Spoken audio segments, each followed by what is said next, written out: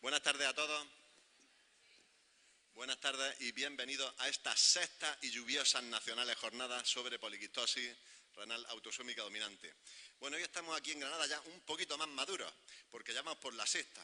Entonces, bueno, parece que siempre hay que ir consiguiendo algún logro más, algo más, ¿no?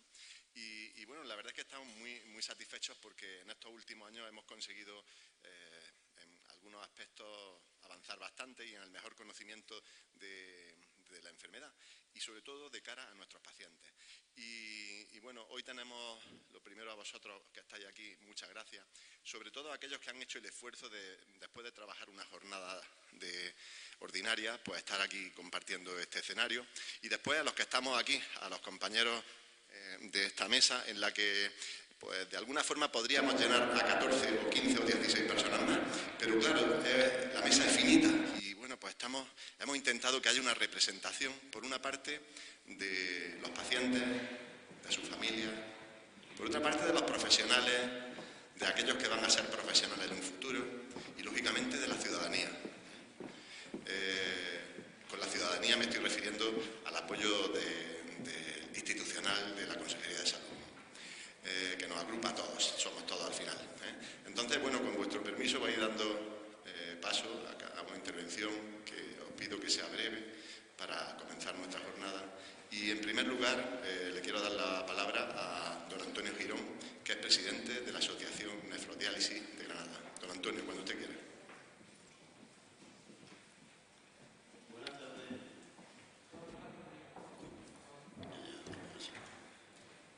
En principio, buenas tardes a todo el mundo y en nombre de la Asociación Nefrodiálisis y en su representación quiero dar las gracias a la Asociación de Riñón por invitarme a estar aquí.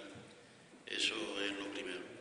En segundo lugar, comentar un poco el por qué surge esta Asociación de Nefrodiálisis, que es una asociación muy reciente, tiene muy poquito tiempo, y surge como una necesidad por parte de los enfermos que estamos en diálisis para entender la situación de vida y la situación en la que nos encontramos. Nos habíamos dado cuenta de que posiblemente los enfermos en diálisis no estaban debidamente mentalizados de cuál era la forma en que tenían que llevar la enfermedad, de qué manera tenían que actuar, cómo se tenían que hacer las cosas. Había muchísima y hay mucha desinformación, existen también muchos tabús, muchos peros y sobre todo y fundamentalmente una falta de inquietud por parte de los enfermos en diálisis de preocuparse de su salud, porque al fin y a la postre somos nosotros los enfermos en diálisis los que tenemos que tomar la rienda de nuestro destino, lógicamente con la ayuda de los facultativos y con toda la asistencia sanitaria necesaria. Y por eso constituimos la asociación pues para dar a conocer a los enfermos que estaban en la misma situación nuestra, pues cuáles eran las alternativas, las posibilidades y sobre todo y fundamentalmente pues intentar ayudarles de forma que esa serie de dudas y de angustia que observamos en algunos pues se fuera deshaciendo, ¿no? Se tenía la idea de que un enfermo en diálisis pues podía vivir muy poquito tiempo. Ya tenemos constancia de que hay personas que llevan 27 años en diálisis y bueno, lo que tratamos es de trasladar un poco de esperanza a los enfermos en esta situación y sobre todo los que no tienen la posibilidad de trasplantarse. Entonces, en este sentido, el conocer todo el entorno de las enfermedades y las patologías que están afectando a los enfermos renales es importante para nosotros. Por eso son tan importantes, le damos también una importancia especial a esta jornada. Queremos decirle también a los organizadores, a la Sociedad Riñón, que pueden contar con nosotros para todo, que estamos dispuestos a colaborar en todo y sobre todo en lo que puede ser la mentalización de la sociedad de que este problema existe, que es un problema bastante gordo, y a las entidades públicas, a las autoridades, pues para que inviertan lo necesario en lo que es la investigación. Hasta ahora parece que tampoco se ha asociación y fundamentalmente que se tenga la conciencia y la claridad de que todo lo que sea evitar que una persona tenga que estar enchufada a una máquina en diálisis es un logro. Es un logro primero para el enfermo, para la sociedad, para la familia y fundamentalmente incluso a nivel económico, por el ahorro y el coste. Todo lo que sea alargar la vida de un paciente renal es importante para todos. Desde aquí lo único que me queda ya es dar las gracias a la Asociación de Riñón, en fin, y espero que nos conozcan un poco más. Gracias. Muchas gracias, Antonio. A continuación va a tomar la palabra Leonor. Leonor es experta en este asunto porque además ya hace unos cuantos años participó en una jornada de forma activa de poliquistosis. Quizás fueron las primeras, ¿no? Leonor, tú lo contarás ahora.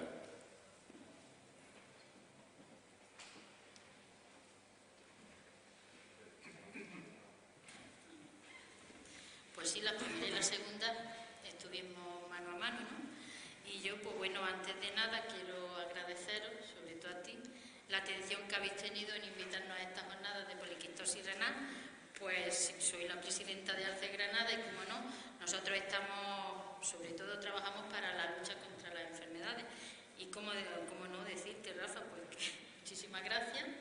Todo lo que sea trabajar para el paciente renal, pues sabes que siempre estamos. Y bueno, pues el que no lo sabe, os explico más o menos lo que es nuestra asociación. Nuestra asociación está formada, lleva más de 40 años, es una asociación sin ánimo de lucro. Trabajamos exclusivamente para lo que es los pacientes renales, sobre todo en el tema psicosocial y nutrición, porque últimamente no, sino que el tema de nutrición al paciente renal, la seguridad social como que nos tiene olvidado, nos trasplantamos y se terminó. Entonces, contamos en la asociación con un técnico especializado en nutrición, con dietas no solamente personalizadas, sino también nos educa a la alimentación en pacientes renales. El tema psicosocial, pues todos sabemos que según en qué fase de esta enfermedad, la mayoría necesitamos, aunque no lo queramos ver, muchas veces el apoyo de un psicólogo. Pues, también contamos con una técnico de lo que es psicóloga y aparte Miriam, que lleva ya un tiempo trabajando con nosotros, que es una trabajadora social. Me ha dicho que perdonéis por no venir, está en una jornada formándose en Madrid. Y nada que decirte, últimamente estamos trabajando, yo creo que lo sabes, con muchos nefrólogos y nefrólogas de Granada. Estamos colaborando con Motril, sobre todo, porque allí hay muchos pacientes. Y nada, me gustaría pues que siguiéramos mano a mano, colaborando, y que decirte más, pues que te vuelvo a dar las gracias por invitarnos a esta jornada de poliquistosis renal. Muchas gracias, Leonor. Y a continuación va a intervenir nuestro querido presidente del Colegio Oficial de Médicos, Jorge, compañero de hace muchos años de la promoción y después compañero en guardias, compañero en muchas circunstancias. Y hoy nos vemos aquí pues explicando también la enfermedad al mundo profesional de los colegiados, de los profesionales de la salud. Jorge, cuando quieras. Muchas gracias, Rafael, por la invitación. Y bueno, decir que el Colegio de Médicos evidentemente apoya todas las jornadas que sean de formación y especialmente las jornadas en las cuales hablamos también con las asociaciones e intervienen las asociaciones de pacientes. Yo tengo que decir que tengo una doble satisfacción hoy, y la primera es precisamente esa. Cuando un médico tenemos una herramienta fundamental para el diagnóstico y el tratamiento, que es la relación médico-paciente. Esta herramienta fundamental no solamente nos sirve como pieza importantísima para el diagnóstico y el tratamiento, sino que al mismo tiempo es una fuente de satisfacción diaria, que es lo que nos recompensa en nuestro trabajo. Pero esta relación médico-paciente a nivel individual, que yo como ginecólogo he tenido a lo largo de mi carrera, he tenido la oportunidad de ahora de ser presidente del Colegio de Médicos, conocer las asociaciones de pacientes. Las asociaciones de pacientes, el colegio está trabajando con ellas, porque creo que son fundamental para darnos una perspectiva que muchas veces los médicos no tenemos y que debemos asumir para mejorar entre todos lo que es la atención de nuestros pacientes. Y quiero además resaltar estas personas que están al frente de las asociaciones de pacientes. Estas personas que dejan su tiempo y dejan muchísima responsabilidad para fomentar la asociación. Entonces, quiero ponerlo en valor.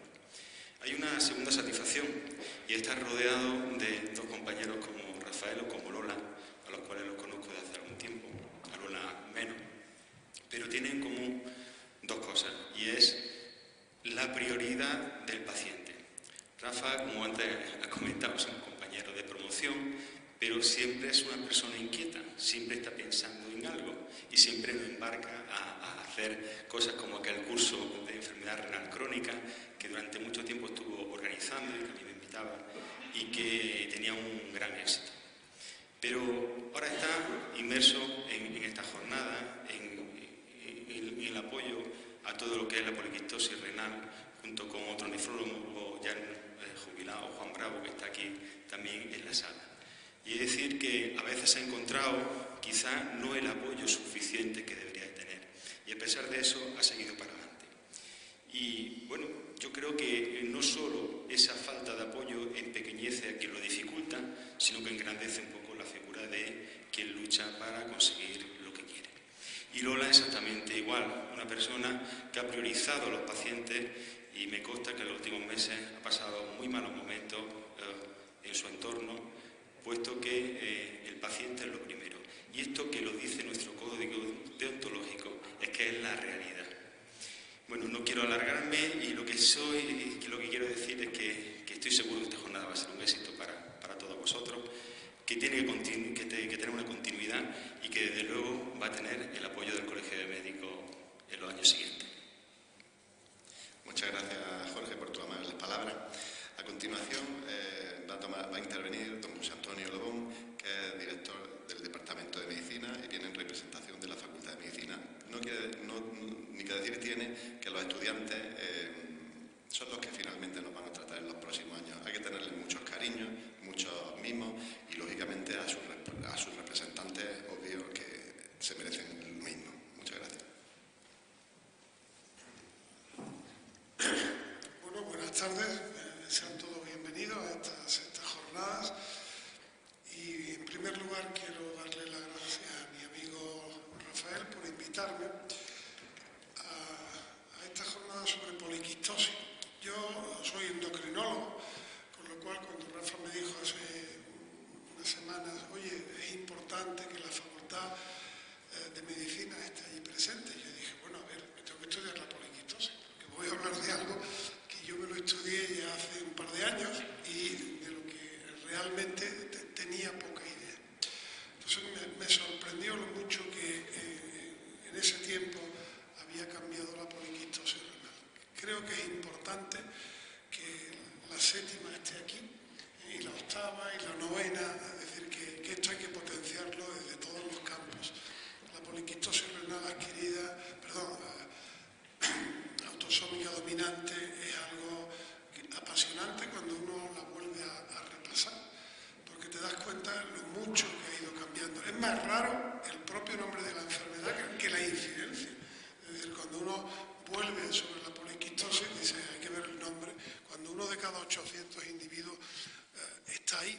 Es decir, y te vas dando cuenta de la necesidad de hacer un diagnóstico precoz, tan precoz como para prevenir la enfermedad en esa familia que no suele llegar y que afecta a un número importante y de la que tú, pues en ese momento no tenías recuerdo, yo no tenía recuerdo. Tenemos que realmente incitar la investigación, la formación, que es lo que pretende la universidad, en estas enfermedades que no son tan infrecuentes, que sí tienen muchas opciones en el futuro en cuanto a nueva terapia, etcétera, etcétera. Y por último, bueno, pues dar también las gracias en nombre de toda la comunidad universitaria a todas estas personas que están echando un viernes por la tarde aquí, que se podría estar en otro lugar.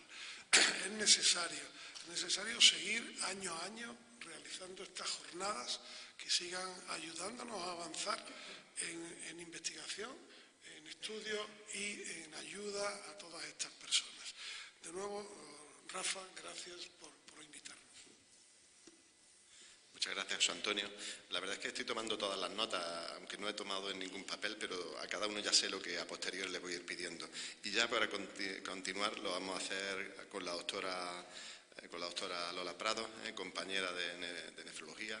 Y bueno, pues como no podía ser de otra forma, teníamos que organizar una jornada donde los dos hospitales, con todo lo que nos está cayendo, teníamos que estar juntos. Y en esto ya estamos juntos. ¿Lo hemos decidido?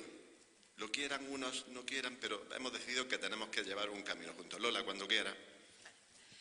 Gracias, Rafa, porque justo es la idea una de las ideas las que yo quería hablar. Bueno, yo tengo una gran alegría y estoy muy orgullosa de estar aquí en esta mesa por muchas razones. Y en primer lugar porque estas son las 6ª jornadas de poliquistosis y esto no es más que el fruto del trabajo que un equipo como el doctor Bravo, la doctora María García y el doctor Rafael Esteban empezaron hace ya más de 10 años, que se interesaron por el problema de la poliquistosis, que vieron la magnitud del problema y que empezaron a trabajar.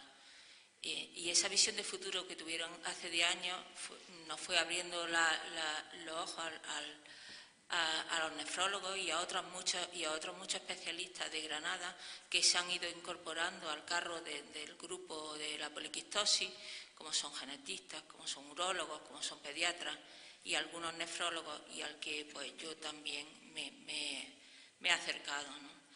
Y hasta el punto de que en los 2 últimos años, hace 2 años, pues se creó una norma en la Junta de Andalucía por el que se podría aplicar el diagnóstico preimplantacional y la posibilidad de tener hijos sanos, avalada por las autoridades políticas. Y además, en el último año, nosotros hemos creado una consulta de poliquistosis en el Hospital Universitario San Cecilio, que está trabajando conjuntamente con el doctor Rafael Esteban y que está llevada por la doctora Ana Morales y que creemos que va a aportar su granito de arena a este gran problema que ya el doctor Bravo, el doctor Rafael Esteban y la doctora María García vieron hace 10 años y que va a intentar pues dar el tratamiento que necesitan los pacientes y el conseguir un sueño que creo que está en la mente de todos, que es que con el paso de los años consigamos vencer a esta enfermedad y consigamos que todos los hijos que nazcan de las parejas de poliquísticos puedan ser sanos y en un futuro podamos terminar con la enfermedad. Y ya por último, pues desearos que estas jornadas no podamos sacar beneficio todos, que yo creo que sí que lo vamos a hacer, porque ya se ha hecho otro año y son jornadas con bastante nivel. Bienvenidos y a sacar todo el provecho que podamos. Muchas gracias, Lola. Y ya a continuación va a intervenir don Higilio. Yo le voy a pedir muchas cosas, pero ya se las pediré en petit comité para que pues nos ayude a conseguir pues, nuestros objetivos.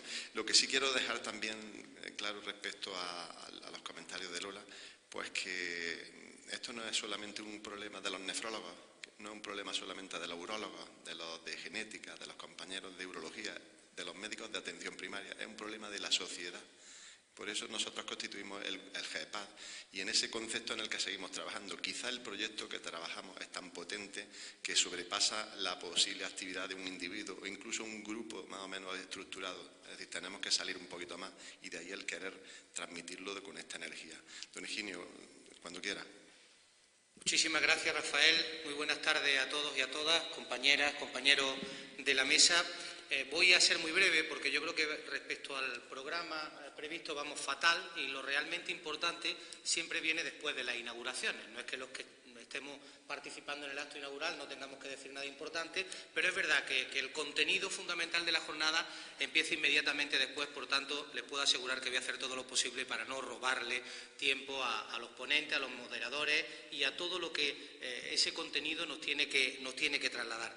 De alguna forma, esta mesa, quienes formamos parte de esta mesa, representamos tal vez la mejor forma de dar respuesta y de abordar problemas de salud, enfermedades, cualquiera que sea, y esta en concreto. Es decir, desde los profesionales, desde la asistencia, desde la docencia, desde, por supuesto, el compromiso y la implicación de las administraciones y contando con los principales protagonistas, que son los pacientes. Por tanto, esta mesa, de alguna forma, define la mejor manera de trabajar en el ámbito de la salud para dar una respuesta adecuada a los problemas y a las necesidades que se plantean en ese ámbito. Y sobre todo, insisto, empoderando al paciente. Yo creo que esto va calando cada vez más. Que tengamos en Granada una escuela de pacientes dentro, en el seno de la Escuela Andaluza de Salud Pública, no es casual. Yo creo que es fruto precisamente de esa necesidad que tienen los pacientes y también los profesionales para que esa visión de los pacientes de su día a día complemente a la de los profesionales y, por tanto, tengamos una visión global que nos permita dar la respuesta adecuada. Gracias, Rafael, a ti, a la Asociación Amigos del Riñón y a todos los organizadores por la invitación que me permite estar hoy aquí en representación de la Consejería de Salud y con mi presencia trasladar, como no podía ser de otra forma, el reconocimiento y el agradecimiento al trabajo que se ha venido realizando, no exento de dificultades, pero al final consiguiendo fruto. Y yo creo que eso es lo realmente importante y por eso es que hoy estemos aquí inaugurando la 6ª edición de esta jornada y estoy convencido que habrá muchas después de esta que estamos inaugurando. Y gracias también, sobre todo, por la organización en sí de la jornada.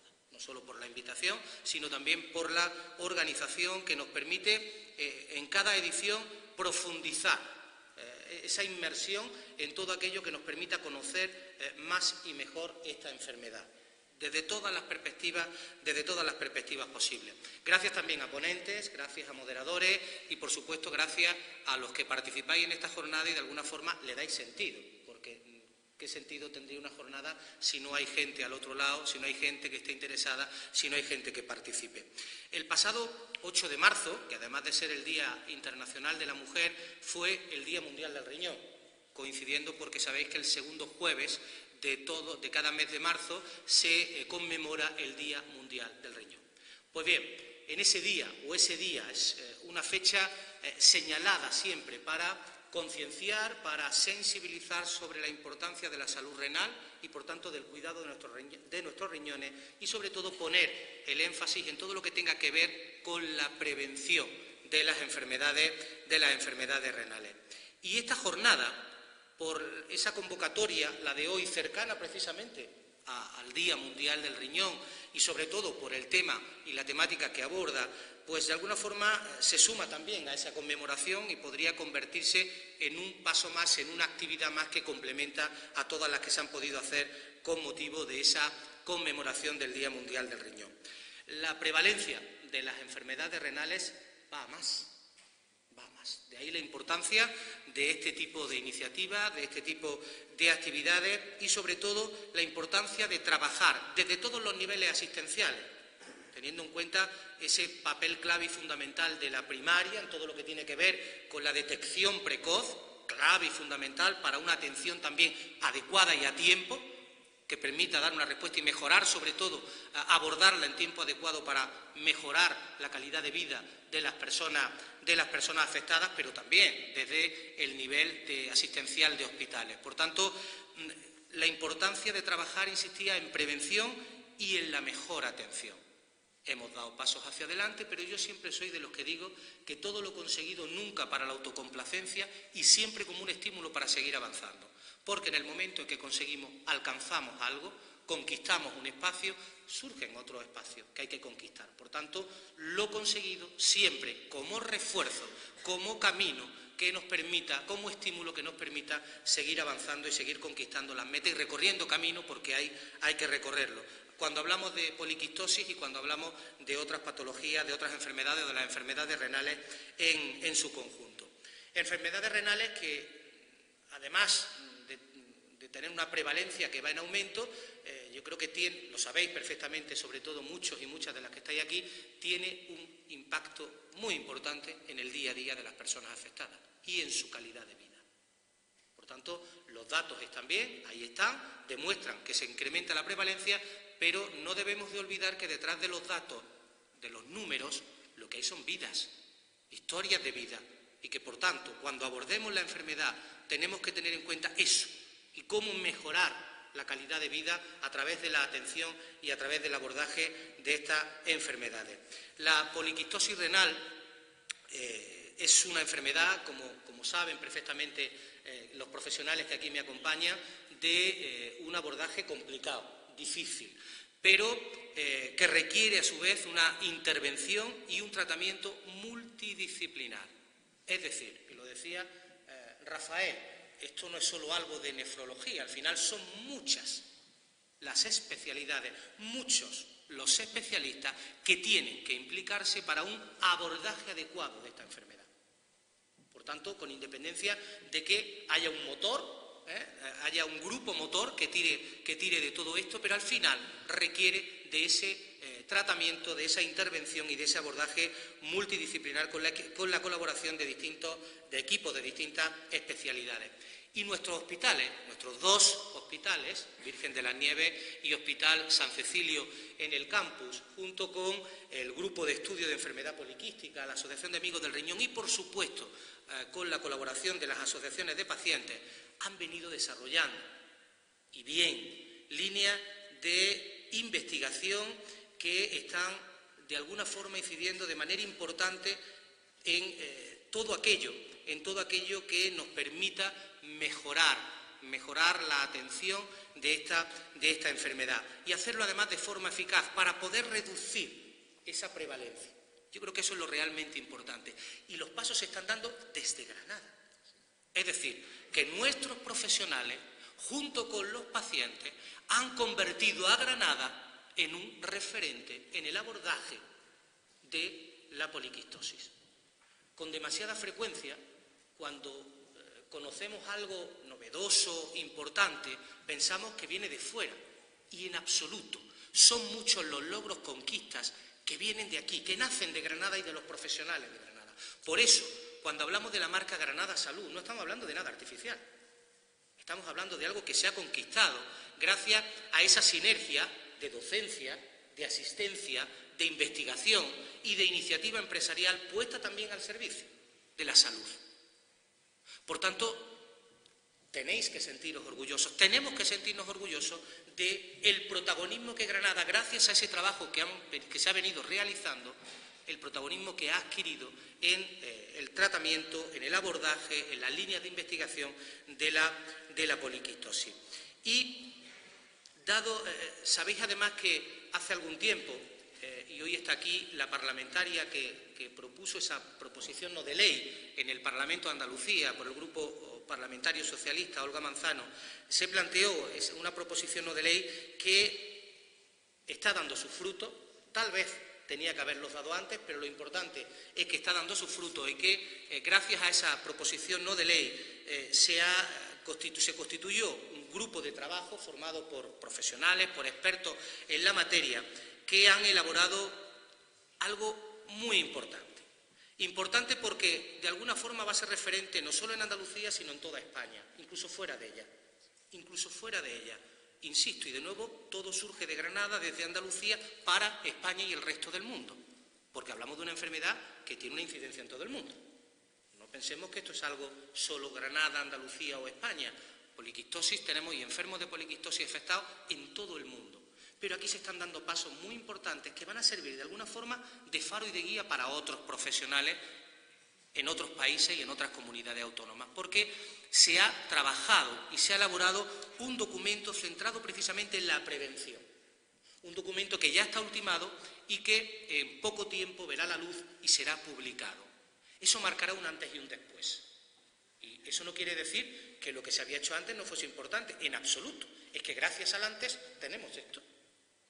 Pero sí que vamos a tener un hito, que no solo se puede quedar en un documento y en literatura, sino que tiene que ser un instrumento que de manera eficaz nos permita precisamente cumplir con ese objetivo de reducir la incidencia de esta enfermedad en Granada, en Andalucía, en España y en el mundo. Por tanto, fijaos la importancia de ese trabajo, la importancia de quienes habéis estado ahí, de forma a veces anónima, callada, pero yo creo que es importante que al final todo tenga su resultado, todo tenga su reconocimiento, y yo creo que el mejor reconocimiento de ese trabajo es la elaboración de ese documento, y que no es un fin en sí mismo, es un paso más. No podemos decir que ya tenemos el documento y hemos hecho todo lo que teníamos que hacer, no. Es un paso más y ese documento se convierte en un instrumento y una herramienta eficaz que permita al sistema sanitario andaluz, a sus profesionales y a todos los sistemas sanitarios poder, insisto, dar la mejor respuesta posible a esta enfermedad y a quienes la padecen. Esta jornada, y voy terminando, va a permitir, como las anteriores, reflexionar, profundizar en la enfermedad y hacerlo además de la mejor manera posible, desde el diálogo entre profesionales, pacientes, futuros profesionales, ciudadanía en general. Por tanto, vamos a seguir cumpliendo con el objetivo que tiene esta sexta edición, pero que también tenía la quinta, la cuarta, la tercera, todas las que han venido antes, de conseguir sentar todas las bases necesarias para conocer más y mejor la enfermedad y, conociendo más y mejor la enfermedad, estar en mejores condiciones para abordarla, desde el diagnóstico, desde precoz, desde la prevención y, por supuesto, también desde su atención y tratamiento, atendiendo a los fármacos que actualmente ayudan. Todo eso es lo que en cada jornada se pone de manifiesto. Renovamos con cada jornada un compromiso sin fecha de caducidad, que es un compromiso por la prevención, un compromiso por el diagnóstico precoz, un compromiso por la mejor atención posible a las personas afectadas, un compromiso por la mejora de la calidad de vida de quienes están afectados y, sobre todo, no lo olvidemos, un compromiso por la piedra angular, la investigación. No se puede concebir lo que se destina a investigación como un gasto. Es una inversión en salud y en vida. Y, por tanto, no es posible renunciar a la investigación, porque sería tanto como renunciar a las posibilidades de mejorar la salud de muchas personas. Por eso, la investigación y la apuesta por la investigación tiene que estar al margen de los colores políticos de quien gobierne y al margen de las situaciones económicas por las que podamos atravesar. Tiene que estar blindada la investigación, siempre, porque fruto de esa investigación y como consecuencia de esa investigación tenemos nada más y nada menos que mejoras en la salud de muchas personas que precisamente están esperando la investigación para poder salir adelante, para poder mejorar su estado de salud. Por eso, esa apuesta y ese compromiso es un compromiso, insisto, irrenunciable que tenemos que seguir renovando día a día. Termino dando de nuevo las gracias a Rafael, las gracias a todo el equipo organizativo, a todos los que han hecho posible la evolución en el abordaje de la poliquistosis, que han hecho posible que Granada, desde sus hospitales, se convierta en referente en el tratamiento, en la investigación y en el abordaje de la poliquistosis, y gracias a todos ustedes por su presencia, porque al final esto no es algo de uno o de otros, lo decía también Rafael, es algo en lo que tiene que implicarse el conjunto de la sociedad, no solo las personas afectadas. Cuando hablamos de salud, cuando hablamos de dar respuesta a problemas de salud, no solo pueden implicarse quienes tienen esos problemas, porque no sabemos cuándo nos vamos a incorporar a esos problemas. No sabemos si hoy estamos aquí y mañana vamos a ser personas afectadas. Por tanto, todos y todas, el conjunto de la sociedad, tiene que implicarse en todo lo que tiene que ver con la salud. También, y por supuesto en el caso que nos ocupa, en todo lo relacionado con la poliquistosis. Así que muchísimas gracias, enhorabuena por lo conseguido, enhorabuena por adelantado por lo que vais a seguir consiguiendo, vamos a seguir consiguiendo, y espero que estas jornadas cumplan con los objetivos y con las expectativas que habéis fijado. Muchísimas gracias.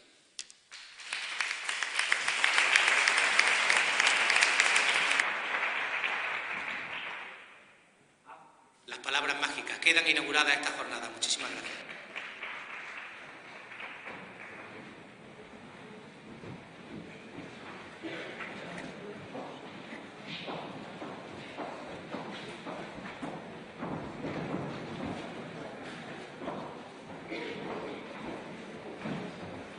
Bueno, pues ya se va a empezar la jornada de la parte científica.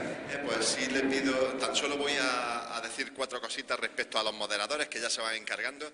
La primera moderadora, Adoración, que es una compañera de Almería, que actualmente trabaja en el Hospital de Ejido, de Poniente, y bueno, va a moderar un par de mesas, un segundo.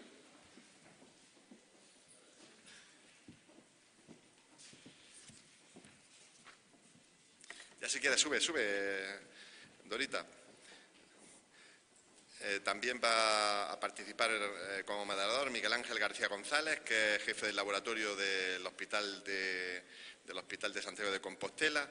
Si quieres, quédate ahí, pero sí os voy a nombrar. Tiene una trayectoria de investigación y profesional muy prolongada, y nosotros nos conocimos hace algo así como 8 años por ahí, y entonces desde entonces nos traemos la lluvia de Galicia, nos la traemos casi siempre por esta fecha. Es una broma, ¿eh? Y también va a participar nuestra compañera Francisca Santaella Aceituno como moderadora, que ella trabaja actualmente en el servicio especial, en el servicio de urgencias del Hospital Virgen de las Nieves, y que también va a participar en esta misma, y nos dará también su perspectiva del paciente renal poliquístico en urgencia. Bueno, pues ya cuando quieras, Dorita, toma el testigo. Bueno, muchas gracias, Rafa, y enhorabuena tanto a ti como a Juan Bravo y a todo el equipo de Granada por tan maravillosa labor que durante tantos años, como ya se ha dicho, no quiero repetirme, estáis luchando y transmitiendo la ilusión a los demás para la lucha contra esta enfermedad, tanto en el tratamiento como en la prevención, y en eso es muy importante los registros que tanto nos había insistido en ese tema, tanto el doctor Bravo como tú, durante todos estos años.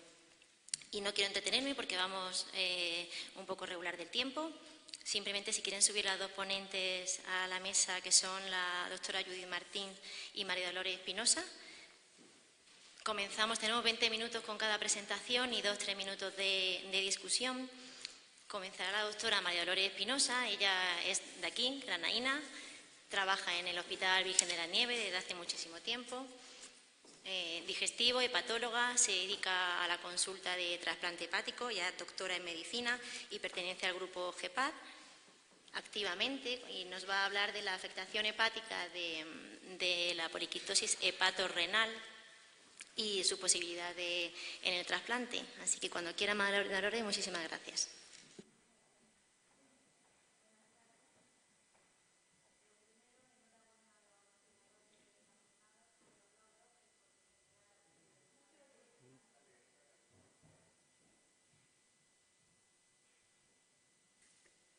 ¿Ya? Sí. Bueno, buenas tardes otra vez. Enhorabuena a los organizadores y muchas gracias a mi amigo Rafa por invitarme a estar esta tarde aquí con todos ustedes. Y bueno, vamos a hablar de un tema frecuente que afecta a los pacientes con PQRAT, como es la presencia de la enfermedad poliquística del hígado. La poliquistosis hepática se define como la presencia de numerosos quistes en el hígado de tamaño mayor a 1 centímetro y sin una causa o bien traumática o bien infecciosa que los cause. También se puede definir como presencia de un gran número de quistes hepáticos que ocupan más de la mitad del parénquima de la glándula. En las personas adultas que tienen esta enfermedad suele ser una manifestación extrarrenal de la PQRAT. Y afortunadamente es una enfermedad rara, lo que se conoce como enfermedad rara, ya que su incidencia es de 1 a 9 casos por 100.000 habitantes y a nivel europeo se considera enfermedad rara pues toda aquella que tiene una incidencia menor a 1 caso por 2.000 personas. La poliquistosis hepática puede ser una manifestación de 3 enfermedades genéticas bien caracterizadas. La poliquistosis hepática autosómica dominante, con sus mutaciones genéticas bien descritas, en la cual no hay afectación renal, es, como hemos dicho, una enfermedad rara en la cual suele ser asintomática, afecta casi exclusivamente a adultos y su expresividad no está bien definida. También pueden ser parte de una poliquistosis renal autosómica dominante con unas mutaciones genéticas también bien descritas y, en este caso, la manifestación a nivel de hígado va a cursar paralela a la gravedad de la enfermedad renal. Pero también puede ser manifestación de una poliquistosis renal autosómica recesiva, que todavía es una enfermedad más rara, que tiene una alta mortalidad en niños y en la cual pues, los quistes no suelen ser una manifestación prominente en hígado, sino que se suele asociar a fibrosis hepática congénita. Como parte de la PQRAD, los quistes hepáticos suelen ser una de las manifestaciones más frecuentes y según las series pues hay algunas en las cuales es incluso la manifestación extrarrenal más frecuente de la PQRAD. Suele o puede afectar a un porcentaje muy variable según las distintas series publicadas, que va desde un 20% a un 75%, y pueden ser causa de mortalidad hasta en un 10% de los pacientes con PQRAD en tratamiento con hemodiálisis. Los factores de riesgo de aparición de quistes en hígado pues son la mayor edad de los pacientes, antecedentes de múltiples embarazos en las mujeres y enfermedad renal más avanzada. En esta publicación de este año del grupo que organiza estas jornadas de GEPAD se hace una descripción de los pacientes de nuestra zona con PQRAD y aquí la poliquistosis hepática es la segunda manifestación más frecuente fuera del riñón de la enfermedad después de la hipertensión arterial, afectando hasta un 63,1% de los pacientes de nuestra zona. El curso clínico suele ser progresivo. Suele empezar pues, por un número variable de quistes en el hígado, de un tamaño pequeño a moderado, y que van creciendo de tamaño y que van aumentando en número, hasta que ya en algunos pacientes, afortunadamente una minoría, puede llegar a ocupar la práctica totalidad del hígado, dando lugar a muy numerosísimos quistes de gran tamaño que producen un crecimiento enorme del hígado y que llega a producir problemas pues, por ese gran tamaño que tiene ese hígado, y que pueden llegar a afectar en gran manera la calidad de vida de estas personas. En cuanto a la clínica, hemos dicho que afortunadamente la mayoría de los pacientes van a estar asintomáticos, pero hay una minoría de pacientes en los cuales ese gran tamaño que hemos visto que puede alcanzar el hígado produce síntomas pues, por compresión de estructuras vecinas. El hígado crece, llega a alcanzar, como hemos dicho, un gran tamaño y está dentro de un abdomen que es una cavidad limitada, finita, y no puede albergar todo lo que le queramos meter. Y por tanto, debido a ese gran tamaño, puede producir síntomas pues, por compresión hacia arriba, hacia el tórax, y produce dificultad respiratoria, disnea, compresión gástrica, da lugar a reflujo gastroesofágico, dolor de espalda por compresiones nerviosas, hipertensión portal, por compresión de la vena porta, que es la que lleva sangre al hígado, obstrucciones biliares, todo ello derivado de compresión de estructuras vecinas. Pero también puede haber complicaciones en el interior de los quistes y así puede haber infección a nivel de esos quistes y pueden producir dolor o fiebre, pueden producir dolor por hemorragia dentro del quiste o bien rotura de los quistes, que también produce dolor. El diagnóstico de la poliquistosis hepática es muy sencillo. Con una ecografía podemos ver perfectamente las estructuras quísticas dentro del hígado. Se ven como estructuras anecoicas más oscuras, esas bolsitas oscuras que vemos en el hígado, rodeadas de un tejido hepático sano en un número variable y con una pared finita. Y además suelen mostrar vacío en su interior y no muestran ecos posteriores. También se ve muy bien cuando se realiza un escáner, una tomografía axial computarizada. Los quistes hepáticos se ven con menor densidad radiológica que el parénquima hepático que tienen alrededor y en número variable, rodeados también por una fina pared. Y en algunos casos, como en la imagen que vemos en la parte inferior, se asocian quistes hepáticos y renales, con lo cual vemos que prácticamente la totalidad de la cavidad abdominal está ocupada por formaciones quísticas y que puede llegar a ser difícil diferenciar cuáles son hepáticos y cuáles son renales. Y lógicamente esto pues, se va a acompañar de una gran cantidad de síntomas y de molestias para el paciente. Con respecto a tratamiento, pues tenemos tres posibles modalidades de aproximación terapéutica. Tratamiento médico, tenemos dos tipos de fármacos que se pueden aplicar, como son los análogos de la somatostatina o los inhibidores de mTOR. Estos tratamientos han mostrado una eficacia moderada. Los análogos de la somatostatina no tienen efecto a nivel de los quistes renales y los inhibidores de mTOR, pues se ha visto que en pacientes trasplantados renales a los cuales se ha tratado con este tipo de fármacos como antirrechazo, como inmunosupresión, parece que reducen o retardan la progresión de los quistes a nivel hepático. También podemos tener una aproximación radiológica, un tratamiento percutáneo guiado con ecografía o con TAC hacia los quistes hepáticos, pero este tratamiento, como veremos más adelante, también es limitado. Y por último, una aproximación quirúrgica, bien mediante cirugía laparoscópica o bien en última instancia mediante trasplante hepático. Aquí vemos pues una aproximación al tratamiento de forma más secuencial. En primer lugar, decir que el abordaje más sencillo es el percutáneo mediante técnica guiada radiológicamente. Esta técnica consiste en una punción percutánea del quiste, vaciamiento del contenido líquido y posterior inyección de una sustancia esclerosante que haga que las paredes del quiste se peguen y que no se vuelvan a llenar de líquido. Este tratamiento está indicado cuando el paciente está presentando síntomas derivados del quiste, pero el número de quistes no es muy elevado o bien hay un quiste predominante de gran tamaño y que se puede actuar sobre ello. Esta actuación se limita pues, a los quistes sobre los cuales se actúa. También podemos tener un abordaje quirúrgico, cirugía laparoscópica, que siempre va a ser menos traumática para el paciente que la cirugía abierta. También está indicado cuando hay quistes sintomáticos, los quistes son más numerosos y no es aconsejable un abordaje mediante punción guiada radiológicamente. Este abordaje laparoscópico también tiene limitaciones, sobre todo anatómicas, y también va a depender de la localización y del tamaño de los quistes. Para pacientes en los cuales no es posible la intervención quirúrgica o el abordaje radiológico, estaría indicado un tratamiento mediante fármacos y estas sustancias están indicadas en pacientes con un gran número de quistes que les está produciendo síntomas y en los cuales no se puede hacer un abordaje quirúrgico por laparoscopia. Y por último, el trasplante hepático, que estaría indicado en pacientes en los cuales han fracasado las técnicas anteriores, tienen una mala calidad de vida, hígados de gran tamaño y no hay otra posible solución. Y siempre pacientes en los cuales se pueda realizar esta técnica y no existan contraindicaciones. Aquí vemos ya un abordaje más global. ¿Qué hacer cuando nos enfrentamos a un paciente con quistes hepáticos?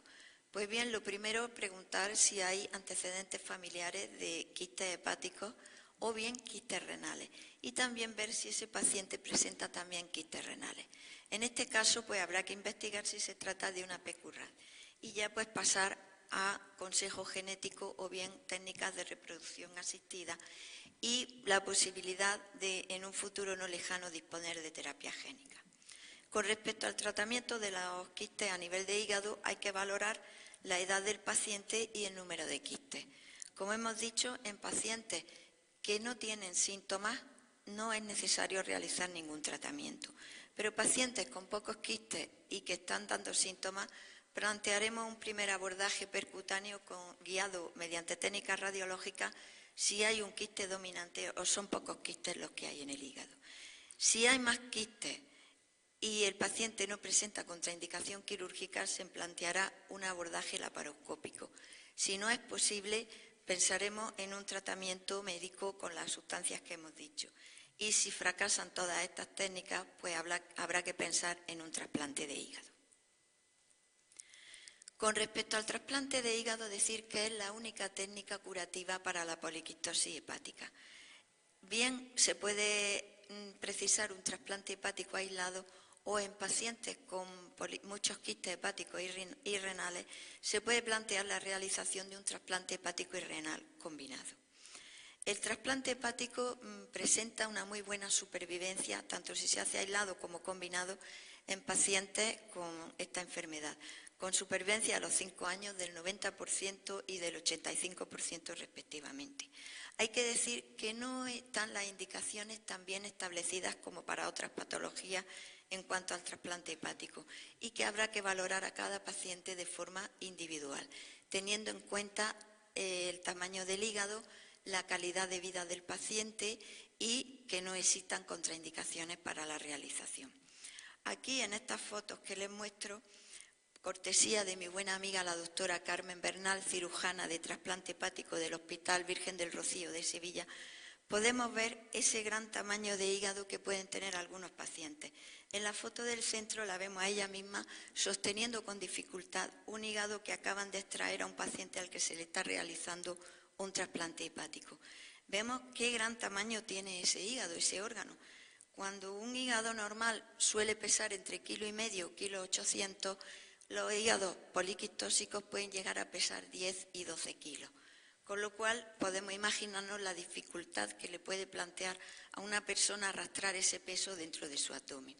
Y en la otra fotografía pues vemos ese hígado poliquistóxico que se ha extraído a esa persona comparado con un hígado normal que se le va a colocar procedente de un donante y que se le iba a poner a esa persona.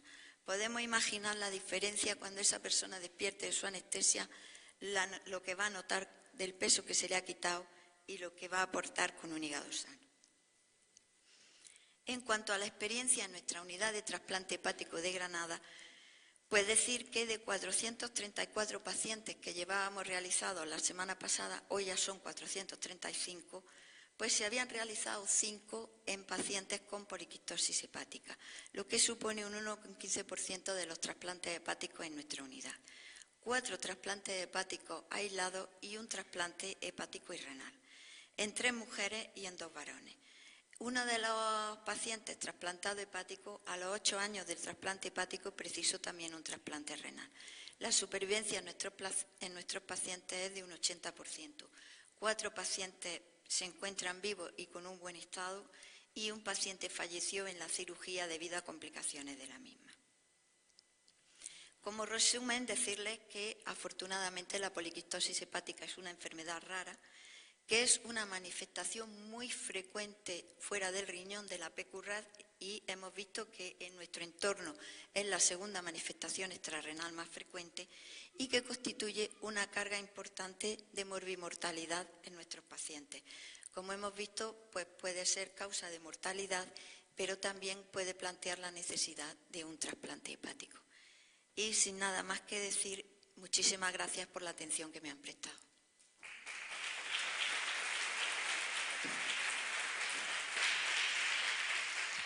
Muchísimas gracias, María Dolores, y también por atenerte al tiempo. ¿Alguna pregunta en la sala?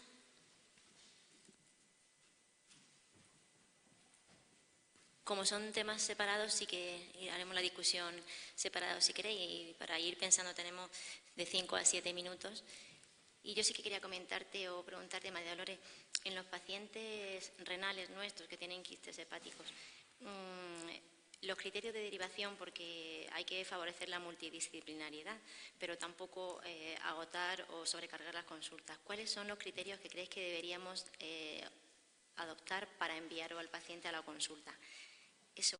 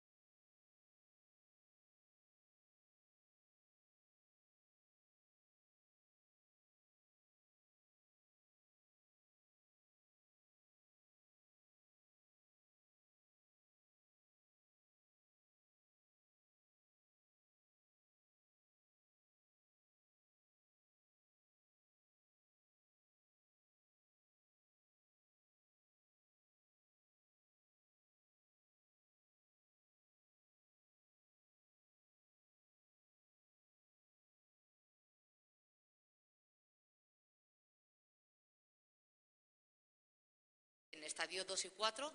Mayor interés, como digo, tenía sobre todo en el 4, que es en el que no había experiencia, y en el 3B sobre todo, que tras 12 meses de tratamiento con tolvaptan comparado con placebo enlentece la caída del filtrado glomerular. El perfil de seguridad que se observó fue similar a los previos y se observó una buena tolerancia al fármaco.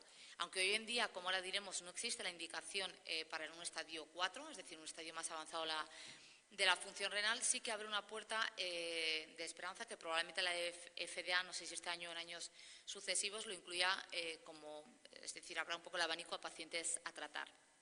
Pero, como digo, hoy en día todavía no es una realidad. En base a esto, ¿cómo hemos seleccionado los pacientes que eran candidatos? Como decía, desde el 2014 que empezaron los japoneses a empezar a utilizarlo, después poco a poco fue Canadá, Europa a partir del 2015, utilizaron cada uno sus propios criterios y sobre todo en Europa se utilizaron los criterios que salieron publicados en la revista NDT, que son una serie de recomendaciones de un grupo de expertos en poliquistosis que recomendaban la utilización del fármaco siguiendo el algoritmo que tienen a la derecha. Es mucho más, nos llevaría un tiempo explicarlo de una forma adecuada, pero básicamente lo que tiene subrayado se basa en, inicialmente, la edad que tiene el paciente y el estadio de función renal que tiene.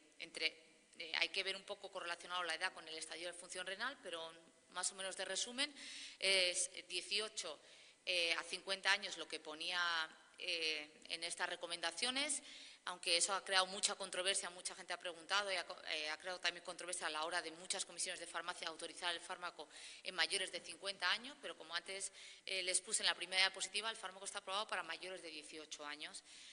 ¿Por qué era esta limitación de 50? Bueno, era por un lado los pacientes que se habían seleccionado en el tiempo por la edad, y era un poco el corte que había que hacer. La edad media de entrada en tratamiento renal sustitutivo en Europa más o menos son los 58 años, ¿no? Entonces, en base a eso se hizo un corte en 50. Es decir, el fármaco no está excluido para nada en mayores de 50, entonces el fármaco está aprobado, se puede dar en pacientes mayores de 50 siempre y cuando cumplan otros criterios que llamamos de rápida progresión. Estos criterios se basan sobre todo en aumento del volumen renal y en otros factores de predicción de progresión de la enfermedad, como pueden ser factores como genéticos, fundamentalmente. En relación al volumen renal, simplemente mencionar rápidamente que puede ser medido por resonancia. La gente que no tenga acceso a resonancia, sobre todo en menores de 45 años, una longitud renal, que es lo que se hace en una ecografía cuando pone que el tamaño no entra en el ecógrafo, es un criterio también de rápida progresión y puede ser utilizado y es útil. Cuando no se cumple ningún criterio de estos, importante también considerar la historia familiar, si tienes algún familiar que haya entrado en diálisis a una edad temprana, sobre todo antes de los 50 años. Desde nuestra sociedad, la Sociedad Madrileña de Nefrología, intentamos simplificar estos criterios que les acabo de comentar y, sobre todo, los hemos basado en nuestra comunidad a la hora de seleccionar pacientes. No tenemos acceso a realizar estudio genético a todos los pacientes por un tema evidentemente económico, solo en pacientes seleccionados y en aquellos que está indicado. Entonces, lo hacemos básicamente basándonos en la analítica y en las pruebas de imagen.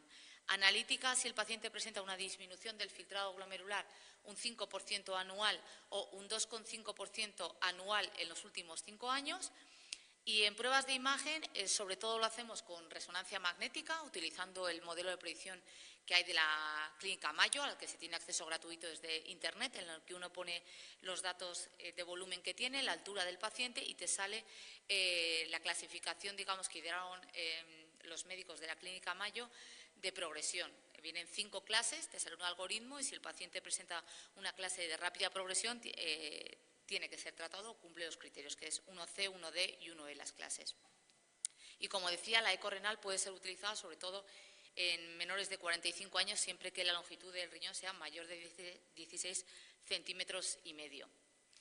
¿Cómo hicimos el reclutamiento desde nuestra consulta? Bueno, nosotros ya teníamos elaborado un registro propio de pacientes en el que tenemos actualmente en seguimiento 160 pacientes. El fármaco fue aprobado en mi hospital por la Comisión de Farmacia en mayo del 17 y empezamos a reclutar a los pacientes en junio. Como digo, incluimos a todos los pacientes con estadio 1-3 que cumpliera los criterios que previamente he mencionado de rápida progresión. De los que inicialmente teníamos seleccionados que podían ser candidatos, que eran aproximadamente 26, actualmente que continúen con el tratamiento o que hayan iniciado el tratamiento son 25 pacientes. La proporción en cuanto a sexo, la mayoría son varones, un 68%, y en relación a los estadios de la enfermedad renal, el mayor porcentaje lo tenemos en un estadio 2, pero tenemos también incluidos estadio 1, estadio 3A y estadio 3B, que también, como les comentaba antes, era uno de los que más controversia había causado. Nosotros ya lo habíamos incluido previamente y luego, al ver los resultados del ensayo REPRISE, pues todavía nos hemos animado a mantenerlo en nuestros pacientes con buenos resultados. La edad media de nuestros pacientes es de 37 años, con un volumen renal medio de 1.988 mililitros y un tiempo medio de seguimiento que llevamos actual de unos 6,4 meses desde que iniciaron el tratamiento. ¿Cómo administramos el fármaco? El fármaco, nosotros elaboramos un protocolo de acuerdo en conjunto con el servicio de farmacología de mi hospital, en el cual es un programa, pues como todos lo tendrán más o menos similar los nefrólogos, como se administra cualquier fármaco de dispensación hospitalaria, como es este fármaco, como puede ser, por ejemplo, la eritropoyetina, muy conocida por los pacientes renales, o el Mimpara. Entonces, básicamente nosotros pautamos el tratamiento al paciente con un programa que se llama poliquistosis renal. Existen 3 dosis del fármaco. El fármaco se administra 2 veces al día. La primera dosis hay que darla en ayunas y la siguiente dosis se toma 8 horas después, que se puede tomar con o sin comida. Esa no tiene que ser espaciada de los alimentos. Como les digo, 3 dosis que son de 60, 90 y 120, la total, porque la máxima dosis en cada uno se la toman por la mañana. Entonces, lo ideal es conseguir la máxima dosis posible. La máxima dosis posible siempre y cuando el paciente lo tolere por efectos secundarios, porque eso te asegura que donde actúa el fármaco, que es a nivel de los receptores V2 del riñón, estén lo máximo bloqueados para que tengan más acción. El escalado, digamos, o la subida de esta dosis se puede hacer en un intervalo entre una semana y un mes. Eso ya es variable dependiendo del médico que lo realice. En nuestro caso, lo hicimos en todos los pacientes con un mes de intervalo. Y tras el inicio, las visitas, sobre todo las primeras, van condicionadas hasta que escalas la dosis. Nuestros pacientes, ¿cuántos han alcanzado la dosis máxima? Pues actualmente hay un 70%, un 69,6% que han alcanzado una dosis de 120 y tan solo hay un 21% que se ha quedado con la dosis mínima de 60 miligramos, algunos de ellos porque simplemente todavía no hemos terminado el escalado. Y aproximadamente lo que tardaron en llegar a esta dosis máxima es un promedio de 4,2 semanas. Respecto a los efectos secundarios, importante. Antes comentábamos ya que en el tempo los principales efectos habían sido principalmente acuaréticos, sobre todo sed, poliurias, pacientes que van a beber mucha cantidad, o sea, van a beber mucho porque van a orinar mucho, en torno a 6 litros, o sea, son cantidades importantes que se han de tener en cuenta, nicturia, etcétera. Entonces, los efectos acuaréticos era un problema que lo tienes ahí, es del fármaco. Nuestros pacientes, como ahora lo pondremos, todos lo han presentado en mayor o menor medida, pero estos no implican dificultad de manejo, digamos, para el clínico, ¿no? Evidentemente es más para el paciente, pero sí, como decía, por su grado de importancia, es el tema de la elevación de enzimas hepáticas, ¿no? Pese a que se elevó en un pequeño porcentaje de pacientes, la alarma saltó porque en uno de ellos, digamos, lo que se cumplía lo de la ley de Hay, que es una alarma más, que es, aparte de elevarse las transaminasas, que se eleve la bilirrubina. Eso obligó la Agencia Europea también del Medicamento a tener que hacer controles una vez que empiezas a tomar el fármaco de forma mensual, analítico, durante los primeros 18 meses y después se espacian trimestralmente. Entonces, los pacientes tienen que venir antes de la administración del fármaco todos los meses a realizarse una analítica. Entonces, nuestro protocolo, el de todos los meses, el primer mes incluye el escalado de dosis, pero el resto de todos los meses es la monitorización que nosotros les hacemos de efectos secundarios, el control analítico y a partir del 18 mes se espacia más. Como decía, solo hay 4 pacientes que realmente han dicho que no han notado ningún efecto secundario, o sea que no notan nada respecto a lo que eran pacientes que obviamente bebían mucho antes, no han notado nada. La mayoría han notado efectos acuaréticos. Sí que he de decir que prácticamente nosotros, que en junio cumplimos el año de que empezaron el tratamiento, son pacientes que una vez que han pasado los 6 meses, que ahora les estoy viendo yo en consulta de revisión, efectos mucho mejor tolerados que inicialmente, es decir, con el tiempo se atenúa la tolerancia, es decir, se mejora claramente la tolerancia. Los pacientes notan de la nada al tomar algo y después de la primera a la segunda dosis notan probablemente el mayor escalón de efectos secundarios, pero entre la segunda y la tercera casi no notan diferencia. Muchos de esos pacientes que inicialmente no querían aumentar la dosis y se quedaron en dosis media, les estamos escalando ahora por la buena tolerancia que tienen. En total, de los 25 pacientes, 4 han abandonado, 2 de ellos por hepatotoxicidad, como lo tienen aquí rojo. Nuestros pacientes que hicieron hepatotoxicidad lo hicieron a partir del tercer mes, como está escrito también en estudios previos, y pese a que elevaron simplemente las enzimas hepáticas sin elevación de la bilirrubina, y tras suspender el fármaco, al mes la función hepática estaba completamente recuperada. Actualmente continúan, los otros 2 que abandonaron fueron por efectos secundarios acuaréticos. Actualmente continúan con tratamiento 21 pacientes. Entonces, la situación actual en nuestro paciente, en nuestras consultas, es que de 160, 25, como digo, iniciaron y 21 siguen el tratamiento. 2 parámetros rápidamente a comentar en relación a la función renal y a la osmolaridad, sobre todo el primero de ellos, la función renal. ¿Cómo les varía o no? Porque esto les preocupa mucho tanto al paciente como al médico que le lleva. Inicialmente, en todos los pacientes, cuando empiezan el tratamiento, hay una caída, una disminución del filtrado glomerular. El paciente se asusta mucho porque cree que le empeora la función renal. Es una caída transitoria porque después de ese primer mes, segundo mes, los pacientes experimentan justo lo contrario, el filtrado glomerular o aumenta o se queda similar al que tenían basal. Es un efecto que es por efectos hemodinámicos que produce el fármaco en el riñón, no es que sea un efecto de que empeora la función renal ni nada, se recupera después. Y en cuanto a la osmolaridad urinaria, que realmente no es que sea un parámetro de eficacia real y medido, nosotros lo utilizamos sobre todo para ver hoy en día si el paciente se toma el tratamiento, hay mucha variabilidad en función de cómo varían las osmolaridades urinarias y en función de la dosis que reciben. Sí que es verdad que la mayor caída de osmolaridad urinaria es en aquellos pacientes que tenían mejor función renal, lo cual es lógico por el propio efecto del fármaco. Actualmente en España, si este es el mapa de España, de las regiones, digamos, los servicios de nefrología que tendrían más o menos acceso o que podrían tener acceso a poder dar el fármaco. Actualmente hay en España ya 360 pacientes en tratamiento. Entonces, ¿por qué hay tanta variabilidad? Simplemente es un mapa muy rápido ya para terminar. Porque en unas comunidades todavía no se ha aprobado y en otras sí se ha aprobado, ¿no? Que eso también nos lo preguntan mucho. No en todos sitios, una cosa es que se apruebe evidentemente en España por la Agencia del Medicamento y otras comunidades tienen que pasar una comisión regional y otras hemos tenido que pasar pues lo que es la comisión de farmacia del hospital. Dentro de cada comunidad, además, tienen que pasar de cada hospital. Es decir, va a un ritmo de las comisiones dentro de la propia Comunidad de Madrid, ni siquiera a día de hoy todos lo tenemos aprobado, muy pocos le falta, pero alguno hay que no lo hay. Y esas son las diferencias que todavía existen a día de hoy. Y por último, y para terminar, una diapositiva que me parece importante para mensajes que hay que transmitirle al paciente claramente, es que el tratamiento no cura, como ya sabemos, pero es un mensaje importante que ralentiza la enfermedad. Es una enfermedad en la que no teníamos ningún fármaco aprobado desde hace más de 30 años que se descubrió el gen, el primer fármaco aprobado, importante que retrasa la enfermedad, retrasa la llegada a la enfermedad renal crónica y la entrada en tratamiento en diálisis. Importante también que no existe un parámetro de eficacia a utilizar en el seguimiento. Esto sobre todo es muy importante para decirle al paciente. El paciente se obsesiona en que le repitas pruebas de imagen para saber si el fármaco le está haciendo efecto o no.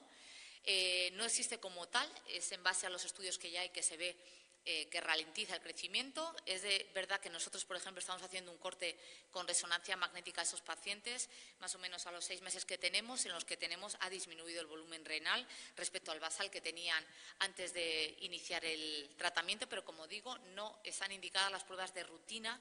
Otra cosa es para que nosotros aprendamos entre todos, pero no está de rutina el tener que repetirlas. Y fundamental también por el perfil de paciente que es candidato, son pacientes jóvenes, pacientes con una enfermedad renal no avanzada, que antes iban al hospital a nuestras consultas con mucho espacio de tiempo, a lo mejor les citabas de forma anual, y ahora si empiezan a tomar el tratamiento les obligas más o menos a que mensualmente por lo menos tienen que ir a hacerse una analítica. Eso es fundamental para mejorarle la logística, digamos, al paciente. Por ejemplo, los pacientes no me ven a mí todos los meses, no por mí, sino por los pacientes también. Entonces vienen, se hace su analítica por la mañana a primera hora al hospital, se van a trabajar. Esa analítica, yo tengo la suerte con la coordinación de farmacia que la ve mi servicio de farmacia, siempre y cuando no tenga ninguna alteración, al paciente se le da el fármaco y en el momento que haya alguna alteración me avisan a mí de forma automática para que yo tome pues, las medidas, le suspenden el fármaco y para que yo cite a ese paciente de forma más frecuente. Pero es importante a la hora de planteárselo al paciente para buscar la mejor fórmula entre todos y entre los servicios del hospital para hacerle la vida más fácil. Y nada más. Muchísimas gracias.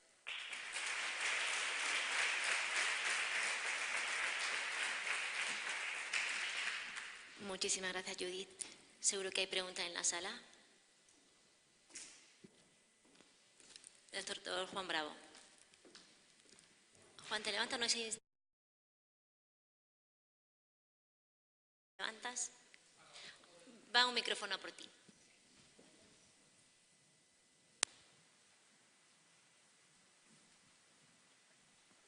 Para la doctora Judith, ¿usted nos puede recordar los cambios químicos moleculares que ocurren en el riñón con el tratamiento con tolvaptan y cómo impactan esto en la diferenciación, en la proliferación y en la orientación celular en la formación de los quistes?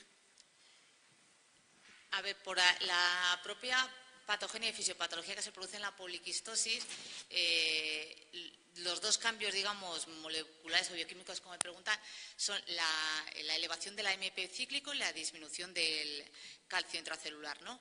Entonces, por esos dos mecanismos, lo que se hace es que se favorece la proliferación de los quistes. Sería muy complejo explicarlo ahora aquí todo, pero ¿qué hace el tolvaptan en todo esto? Es una de las señales, como bien ha dicho, actuamos en proliferación celular, en secreción, etcétera. Entonces, donde actúa el tolvaptan es a nivel de los receptores V2 del túbulo. En el túbulo del riñón hay unos receptores que lo que hace es que se une el tolvaptan y antagoniza la vasopresina. ¿Y qué conseguimos con eso? Conseguimos que disminuya el AMP cíclico. Al disminuir el AMP cíclico se pone en marcha todas las siguientes vías y mecanismos que están relacionadas y de forma secundaria se disminuye la proliferación de los quistes. Por eso lo que decimos que el tratamiento no cura es porque tú actúas sobre una de las vías que actúan, pero por la proliferación de los quistes no es la única vía, hay otras vías que actúan. Como os comentaba antes, por ejemplo, la vía mTOR, se hicieron ensayos que han comentado previamente por el tema del hígado, ¿no? Pues se hicieron también en riñón, el tema del sirolimus y el everolimus, que era una de las vías y en principio teníamos mucha esperanza también de que ese fármaco pudiera actuar por esa vía y hacer algo en el riñón. Pero los resultados, desgraciadamente, no fueron positivos, sino más bien negativos. Entonces, actúa sobre esa vía, sobre todo a nivel del AMP cíclico, pero no es la única vía que actúa ahí. No sé si ¿la he dejado claro o...? ¿Sí? ¿Alguna duda?